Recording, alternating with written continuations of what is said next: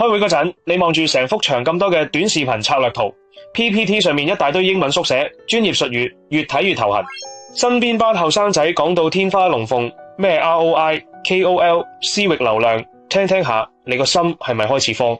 係咪會諗死啦？我係咪真係咁 out？想問多句，又驚俾人覺得你唔識嘢，到頭來唯有嘆反啖氣，拋低一句，唉，算啦，你哋搞掂佢啦。但個心又囉囉攣，好唔甘心。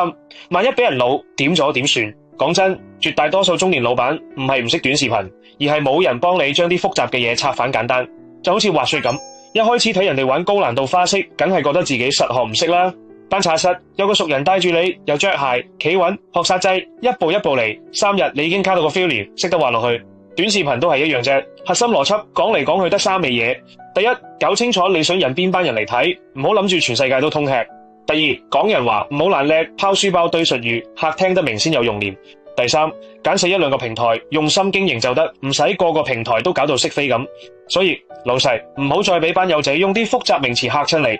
你需要嘅唔係再多一份 PPT， 而係一個識得將短視頻呢壇嘢拆開做3步5步，同你講清楚嘅人。只要捉實個核心，其他細節慢慢補翻上去就得。老細唔好再俾嗰種學習羞恥感卡住自己，複雜嘅嘢拆散咗，查實一啲都唔難。點個讚，關注我，之後我會用更加多生活化嘅例子，幫你將短視頻呢壇嘢講到明明白白，等你揸反實嘅掌控權。菠蘿俾個 like， 白頭佬幫你輕鬆做生意。